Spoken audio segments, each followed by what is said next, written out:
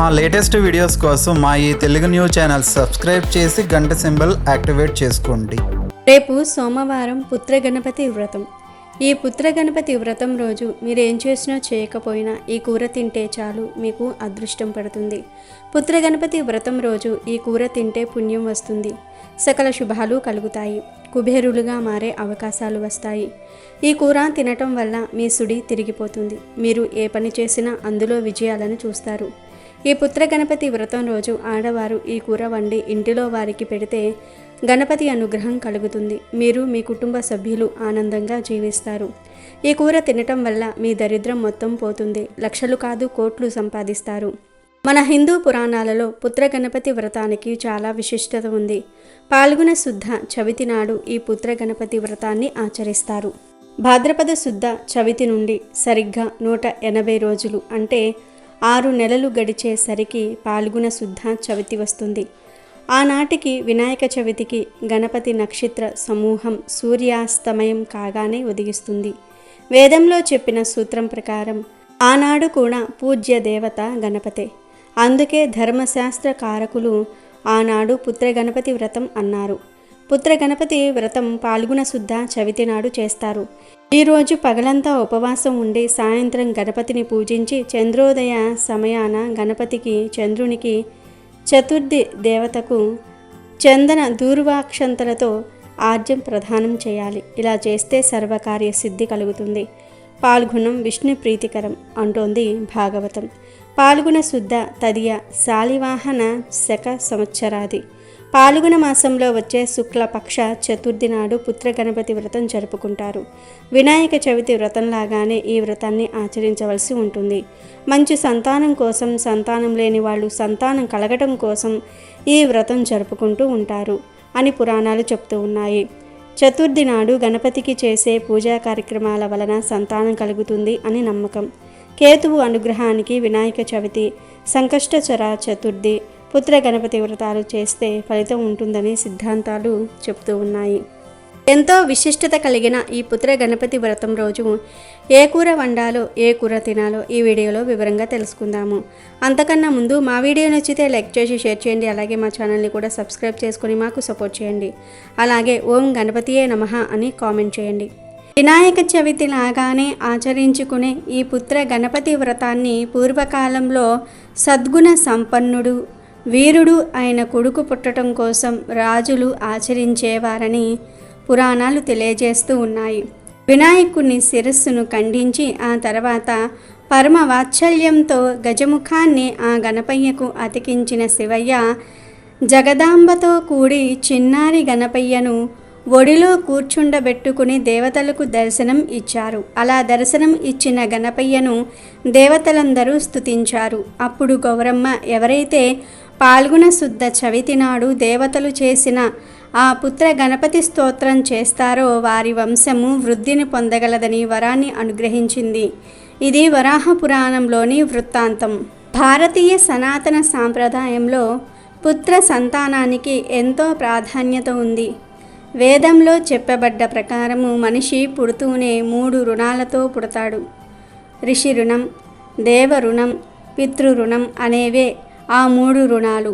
అందులో చివరిదైన పితృరుణం తీరాలంటే సంతానవంతుడై ఉండాలి. ఇదే విషయాన్ని ధర్మశాస్త్రాలు కూడా పున్నామ నరకాత్రయాత్ ఇతి పుత్రః అని చెప్తూ ఉన్నాయి. అంటే పుత్రుడనేవాడు పున్నామ నరకాల నుండి రక్షిస్తాడని చెప్తూ ఉన్నాయి.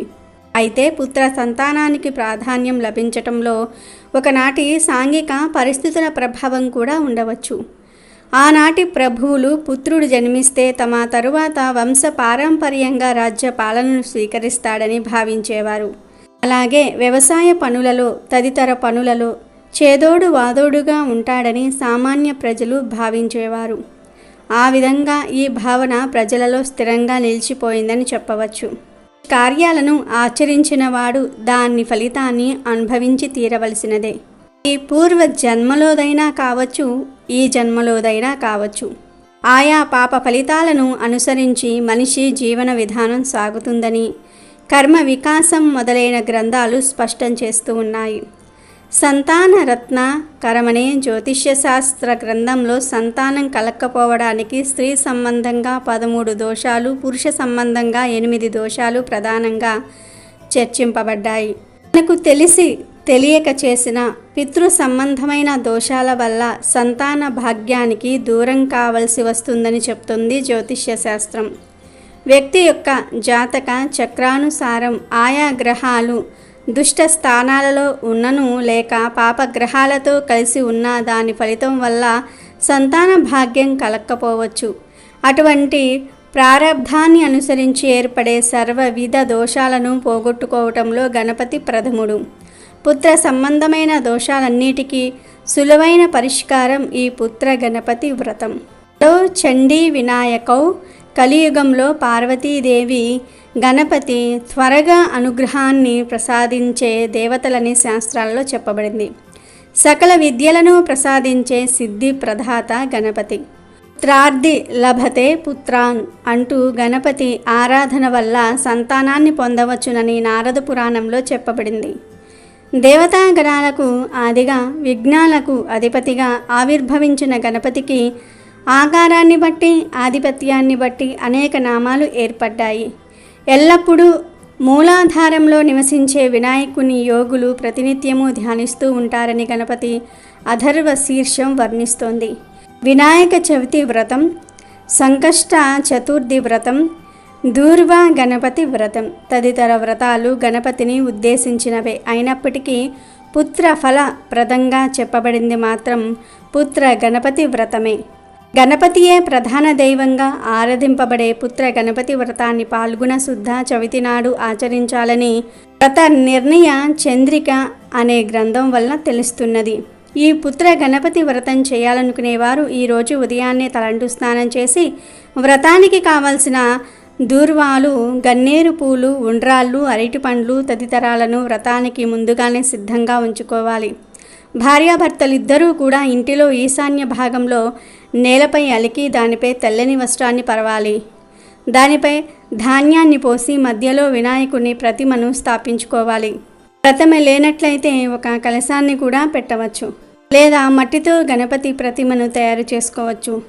దీపారాధన చేసిన అనంతరము సంధ్యాది దోష నివారణ ద్వారా సంతాన ప్రాప్యార్థం పుత్ర గణపతి వ్రతం కరిష్యే అని సంకల్పం చెప్పుకుని పూజను ప్రారంభించాలి. విఘ్నేశ్వరుడికి ఓం గణపతియే నమః అంటూ బిగ్గరగా చెప్తూ ఉపచారాలను సమర్పించాలి. పంచామృతాలతో అభిషేకించి గణపతికి ఇష్టమైన ఉండ్రాళ్ళు, పండ్లు తదితరాలను నైవేద్యంగా సమర్పించి నీరాజన సేవతో పూజను ముగించాలి.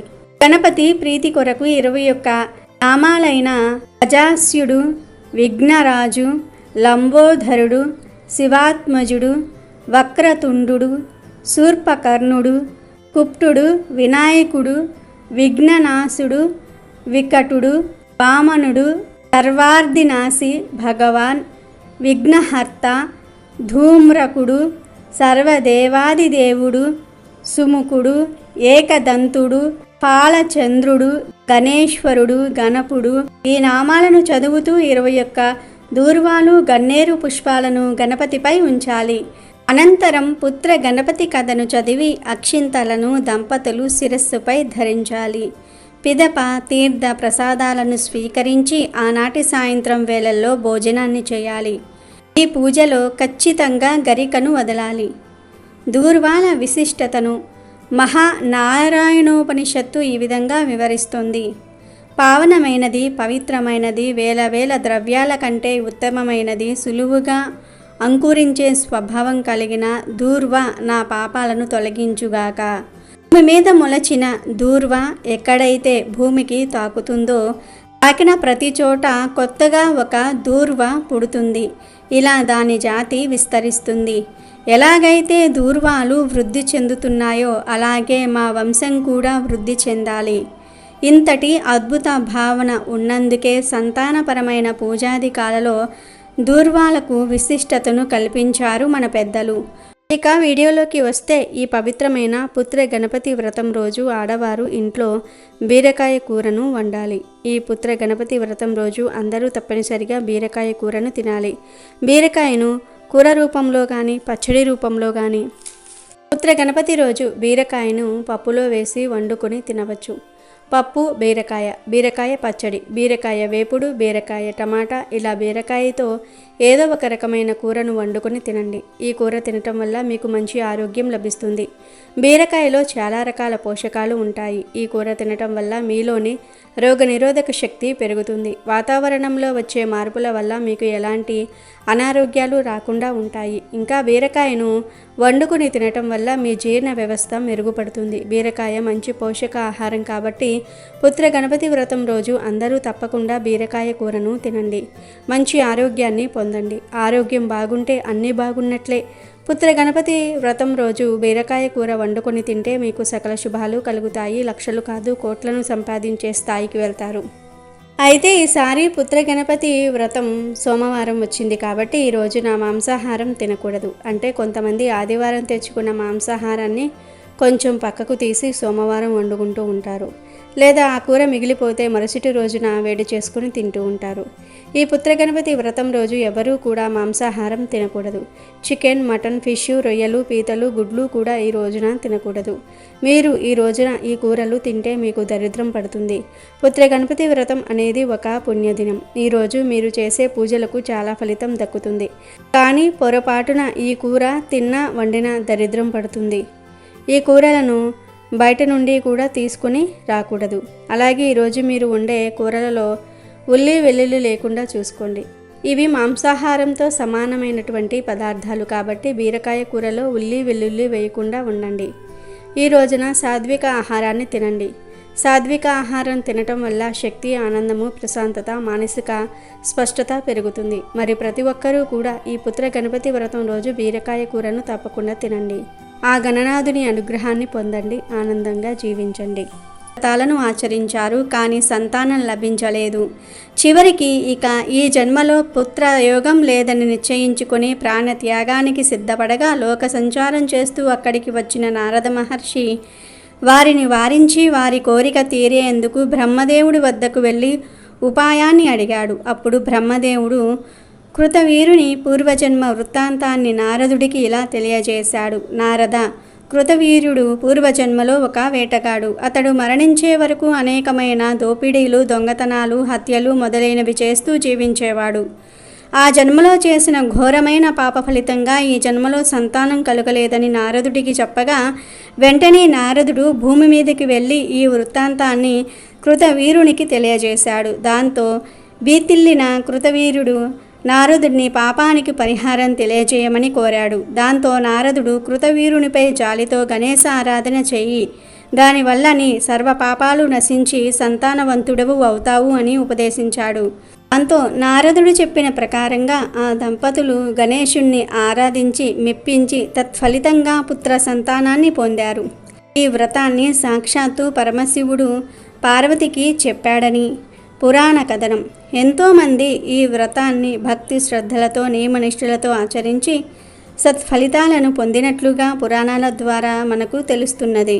ఆనాటి నుండి ఈనాటి దాకా ప్రాచుర్యాన్ని పొందుతూ సంతానహీనులకు కల్పవృక్షంగా నిలుస్తున్నది పుత్ర గణపతి వ్రతం. అయితే ఎంతో పవిత్రమైన ఈ పుత్ర గణపతి వ్రతం రోజు ఇంట్లో పొరపాటున కూడా ఈ కూరను వండకూడదు. ఎవ్వరూ ఈరోజు ఈ కూరను తినకూడదు. కాదని ఈరోజు ఈ కూరను తింటే ఇంటికి దరిద్రం పడుతుంది, జ్ఞానం నశించిపోతుంది, ధనం హరించుకుపోతుంది, చేతిలో రూపాయి కూడా మిగలదు, కష్టాల పాలవుతారని గణపతి ఆగ్రహానికి గురి అవుతారని పెద్దలు చెప్తూ ఉన్నారు. కనుక ఎవ్వరూ కూడా పుత్ర గణపతి వ్రతం రోజు ఈ కూరను తినవద్దని పెద్దలు హెచ్చరిస్తూ ఉన్నారు. మరి ఈరోజు తినకూడని ఆ కూర ఏమిటి అనే విషయాన్ని ఇప్పుడు మనం ఈ వీడియోలో వివరంగా తెలుసుకుందాం. ఎంతో పవిత్రమైన ఈ పుత్ర గణపతి వ్రతం రోజు ఇంట్లో పొరపాటున కూడా దొండకాయ కూరను వండకూడదు. కూర అనే కాదు, పచ్చడి, ఫ్రై ఇలా ఏ రూపంలోనూ కూడా ఈరోజు దొండకాయను తినకూడదు. చాలామందికి తెలియక ఈరోజు దొండకాయ కూర వండుకుని తినేస్తారు. కానీ దాని వలన తర్వాత భవిష్యత్తులో ఎన్నో బాధలను అనుభవిస్తారు. అలాగే ఈరోజు నాన్ వెజ్ను కూడా తినకూడదు. దొండకాయ, నాన్ వెజ్ ఈ రెండింటినీ ఈరోజు కూర రూపంలోనే కాదు ఏ రూపంలోనూ కూడా ముట్టుకోకూడదు, తినకూడదు. కాదని ఈరోజు దొండకాయ కానీ నాన్ వెజ్ కానీ తిన్నారంటే దరిద్రం పట్టుకుంటుంది, కష్టాల పాలవుతారు. చేతిలో పైసా కూడా మిగలదు. ఈరోజు ఎవ్వరూ దొండకాయను తినకూడదు. నాన్ వెజ్ మాత్రం పుత్ర గణపతి పూజ చేసేవారు తినకూడదు. కనుక అందరూ ఈరోజు ఈ కూరలు తినకుండా జాగ్రత్తగా ఉండండి, లేదంటే కష్టాల పాలవుతారు. వీడియో నచ్చితే లైక్ చేయండి, షేర్ చేయండి, బట్ సబ్స్క్రైబ్ చేసుకోవడం మర్చిపోవద్దు.